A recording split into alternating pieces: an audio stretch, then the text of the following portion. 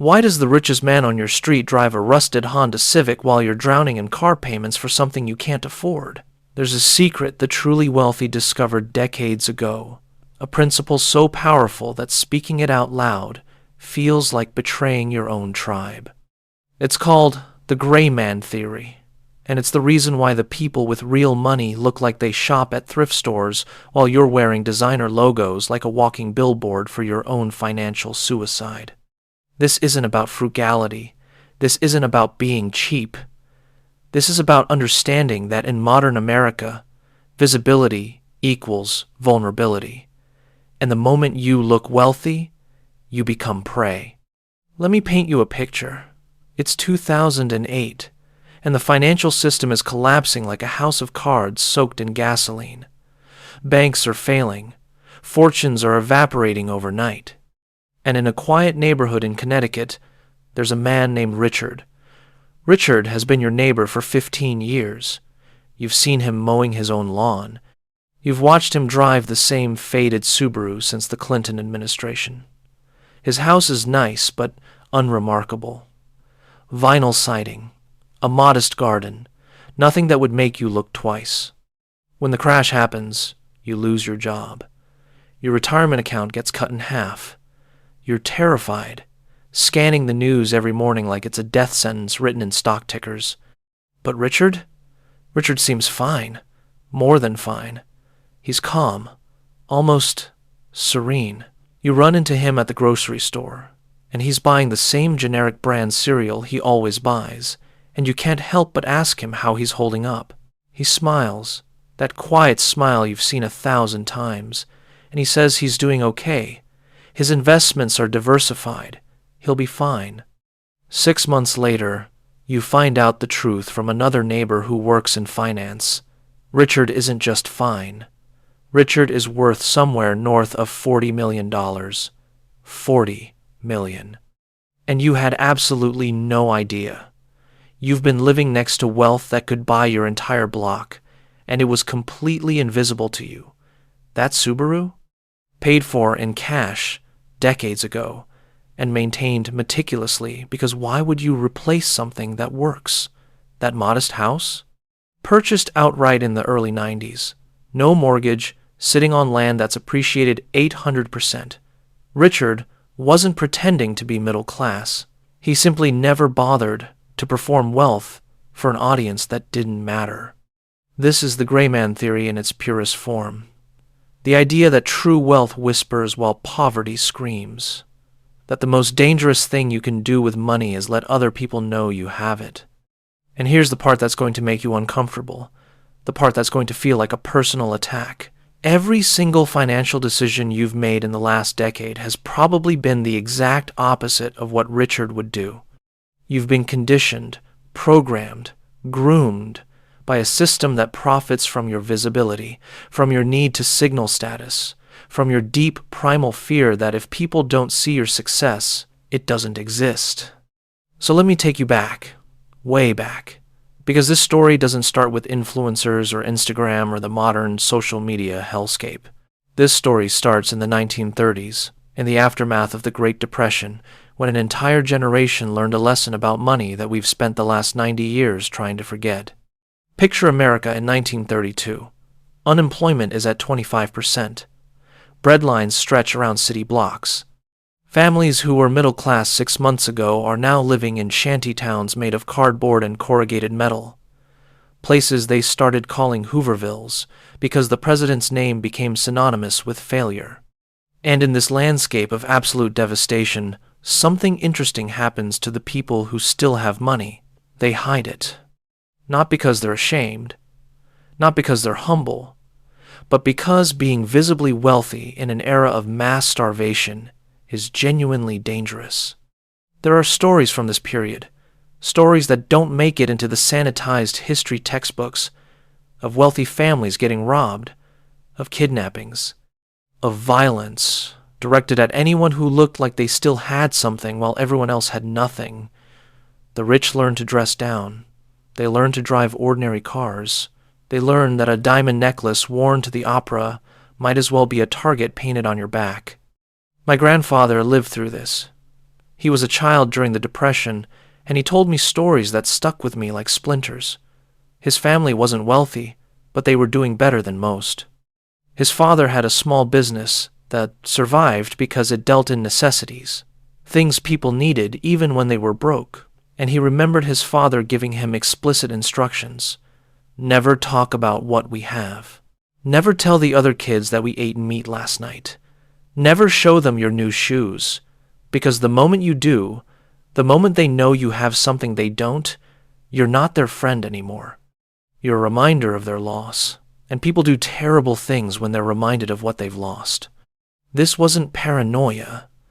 This was survival, and it created a generation of people who understood, bone deep, that wealth is not a performance. It's a private reality that you protect like a military secret. But then something changes. The war ends. The economy booms. America enters the 1950s, and suddenly we're in the era of unprecedented prosperity. The middle class explodes.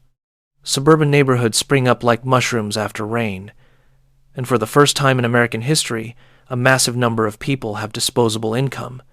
Not wealthy by old money standards, but comfortable, secure, able to buy things they want, not just things they need. And here's where the story gets dark, because this is where the trap gets set. The advertising industry in the 1950s wasn't just selling products. They were selling identity. They figured out something profound and terrible about human psychology.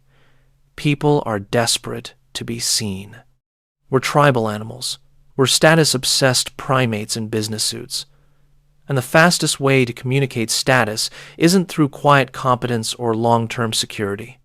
It's through visible consumption. The new car in the driveway, the television in the living room window, the perfect lawn, the latest appliance. A man named Vance Packard wrote a book in 1957 called The Hidden Persuaders, and it exposed exactly how advertisers were using psychological manipulation to create artificial needs. They weren't selling you a car. They were selling you the fantasy of who you could become if you owned that car. They weren't selling you a refrigerator. They were selling you the vision of being the kind of modern, sophisticated housewife who deserved that refrigerator. The product was never the point. The performance was the point. And it worked. Oh God, did it work. An entire generation that had been raised by Depression-era parents who hoarded pennies and fixed everything themselves suddenly decided that consumption was patriotic, that buying things was how you participated in the American dream, that visible success was the only success that mattered. The children of the Depression, the ones who had been taught to hide wealth, they understood this was a trap. They watched their neighbors go into debt for status symbols and shook their heads.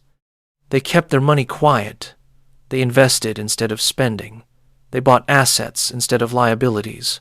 And they became wealthy, truly wealthy, while everyone around them was performing wealth and going broke in the process. There's a concept in military strategy called the gray man. It comes from special operations, from intelligence work, from the kind of people who need to move through hostile territory without being noticed. The gray man is the person who blends in perfectly, not because they're trying to be invisible, but because they understand that standing out gets you killed. They wear ordinary clothes. They adopt local mannerisms. They become part of the scenery, unremarkable, forgettable, safe. The wealthy adopted this strategy, not in war zones, but in suburban America. They understood that every dollar you spend on looking rich is a dollar you don't have working for you. They understood that the moment you signal wealth, you attract attention, and attention brings problems. Salespeople who see you as a mark. Friends and family who suddenly need loans. The IRS taking a closer interest in your returns. Criminals seeing you as a target. And, worst of all, the trap of needing to maintain the performance, to keep up the appearance, to keep spending money you might not have to look like someone you might not be. Let me tell you about Sam Walton, the man who built Walmart, who became one of the richest people on Earth, worth billions with a B. You know what he drove? A 1979 Ford pickup truck. He wore cheap suits from his own stores. He flew commercial. He lived in a modest house in Bentonville, Arkansas, the same house he'd lived in for decades. When he died in 1992, his net worth was over $8 billion, and he looked like a small-town manager at a feed store. Was he cheap? No. He owned a private pilot's license. He traveled constantly. He invested heavily in his business and his family. But he understood something fundamental. Every dollar wasted on performance is a dollar that can't compound. Every hour spent maintaining a luxury car is an hour not spent building wealth. Every moment spent worrying about what the neighbors think is a moment stolen from focusing on what actually matters. The gray man theory isn't about deprivation. It's about freedom. It's about understanding that the truly wealthy don't need your validation because they have something better, options. The ability to work or not work. The ability to walk away from bad situations because they're not trapped by debt. The ability to take risks because they have a cushion. The ability to be generous because they're not leveraged to the eyeballs pretending to be something they're not. Now, fast forward to today, 2026, the age of Instagram and TikTok and YouTube millionaires. The age where everyone is performing their life for an audience of strangers, where your value as a human being seems to be measured in likes and followers and the ability to flex expensive things you probably can't afford. The gray man theory has never been more relevant and never been more violated. Watch a parking lot at any shopping mall in America. Count the luxury cars. Now look at the statistics on American debt. The average car payment is over $700 a month. The average American has less than $500 in savings. We're living in a country where people are driving $50,000 trucks while sleeping on mattresses they bought on payment plans. This isn't wealth. This is a performance of wealth, and it's bankrupting an entire generation. The system has evolved. It's gotten smarter, more insidious. In the 1950s, advertisers had to work hard to convince you that you needed their product. Today, you're doing the advertising for them. You post your new watch on Instagram, and your friends see it and think they need one too.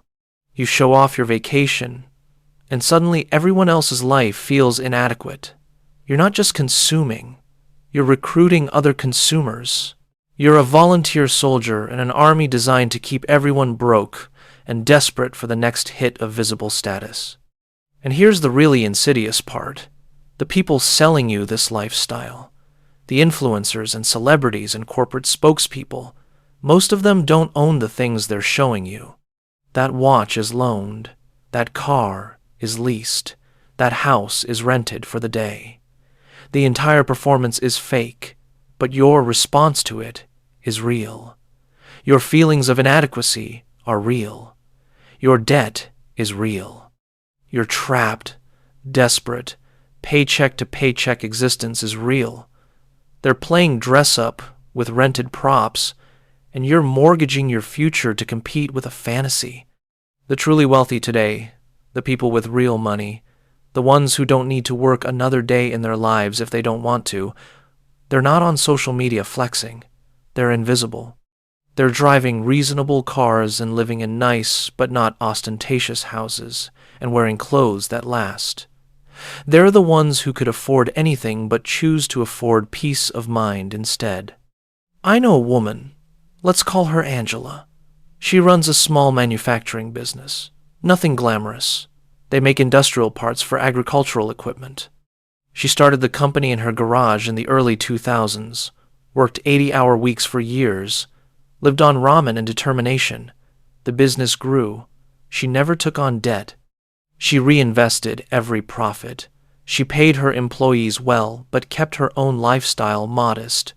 20 years later, the company does $30 million a year in revenue, and she owns 100% of it. Her net worth is somewhere around $18 million.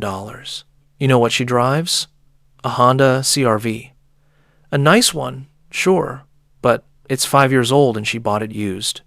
She lives in a house she purchased in 2005 for $270,000, now worth maybe $600,000. She dresses like a suburban mom doing weekend errands.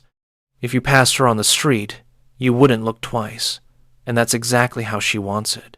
She told me once, over coffee in her completely ordinary kitchen, that the moment people know you have money, they start treating you differently. Not better, differently. They start calculating. They start asking for investments in their cousin's startup or loans they'll never pay back, or just treating you like an ATM with feelings. Business partners start inflating their invoices. Contractors charge more. Even friends start acting weird, mixing resentment with envy, treating your success like something you stole from them instead of something you built while they were watching Netflix. The gray man theory protects you from all of that. It lets you move through the world as just another person, not a target, not a mark, not a walking reminder of someone else's failure to launch. It preserves relationships because people relate to you as a human being, not as a bank account. And most importantly, it preserves your capital because you're not bleeding money trying to maintain an image. Think about what wealth actually means. Strip away all the cultural programming, all the magazine covers and music videos and aspirational advertising. What is wealth? It's not stuff. Stuff depreciates. Stuff breaks. Stuff requires maintenance and insurance and storage. Wealth is time. Wealth is options. Wealth is the ability to say no. Wealth is sleeping soundly at night because you're not leveraged to the breaking point. Wealth is knowing that if everything goes wrong, you'll be okay. The gray man understands this. The gray man has internalized it so deeply that spending money on performance feels physically painful, not because they're cheap, but because they've done the math. They've calculated the opportunity cost. They know that the $75,000 you're about to spend on a luxury car could become $300,000 in 20 years if invested properly. They know that the $5,000 watch on your wrist is really $50,000 in retirement money you just set on fire to impress people you don't even like. This is the part where it gets uncomfortable, because this is where I have to tell you something you don't want to hear. If you're reading this and you're not wealthy yet, there's a very good chance it's because you've been performing instead of building. You've been focused on looking successful instead of being successful. You've confused the map with the territory, the symbol with the substance, the appearance with the reality. And the system loves you for it. The system needs you to keep performing. The entire economy is built on consumption, on people buying things they don't need with money they don't have to impress people who don't care. If everyone suddenly adopted the gray man theory, if everyone suddenly stopped performing and started building, the economy as we know it would collapse. Credit card companies would implode. Luxury brands would evaporate. The whole house of cards would fall apart, which is exactly why they'll never teach you this in school. Why the media will never celebrate the quiet millionaire driving the old Camry. Why every message you receive from every direction is designed to keep you hungry, desperate, performing, consuming, trapped. So, what's the way out? How do you become the gray man in a world designed to make you visible? First, you have to get comfortable with being underestimated. This is harder than it sounds because humans crave respect and recognition. We want people to know we're doing well. We want our parents to be proud. We want our old high school classmates to see that we made it. But every time you give in to that need, every time you buy something to prove something, you're trading real wealth for fake validation. You have to learn to derive your sense of worth from your bank account, not from your driveway. Second, you have to develop immunity to advertising. This means understanding that every message you consume is designed to make you feel inadequate. The beautiful people in the commercials, the perfect houses in the magazines, the luxury lifestyle in the movies, None of it is real. It's a constructed fantasy designed to make you feel like you're falling behind, so you'll spend money to catch up. Once you see the manipulation, once you recognize the strings, it loses its power. Third, you have to redefine success in private terms. What does a successful life actually look like to you? Not to your parents, not to your friends, not to society, but to you. For most people, when they really think about it, success is time with family, health, meaningful work, security, peace of mind. None of those things require a Mercedes. None of those things require designer clothes. But all of them require money in the bank and freedom from debt. Fourth, you have to build differently than everyone around you. While they're leasing cars, you're buying used and driving them into the ground. While they're upgrading phones every year, you're keeping yours until it dies. While they're financing furniture, you're sitting on secondhand stuff and investing the difference. It's going to feel weird. It's going to feel like you're falling behind. Your friends are going to wonder why you're being so cheap, and you're not going to be able to explain it to them because they're not ready to hear it. But 10 years from that moment, 20 years from that moment, you're going to be free and they're going to be trapped. You're going to have options and they're going to have payments. You're going to sleep soundly and they're going to lay awake at 3 a.m. wondering how they're going to make rent. And that's when they might finally understand what you were doing, or they won't. Most people never do. The gray man theory is ultimately about power. Real power. Not the performance of power, not the appearance of power, but the actual ability to shape your life according to your values instead of according to someone else's script. It's about becoming invisible to the predatory systems that feed on visible wealth, while becoming invulnerable to the financial pressures that keep most people trapped in quiet desperation. The wealthiest people I've ever known, the ones with real money, the ones who could retire tomorrow and live comfortably for the rest of their lives, they all have this quality, this quietness, this lack of flash. They're not trying to impress anyone because they're already impressed with themselves, with what they've built, with the life they've created. They've transcended the need for external validation because they have internal security. And here's the final truth, the one that ties everything together. The gray man theory isn't really about money at all. It's about freedom from the psychological prison that modern consumer culture has built inside your head.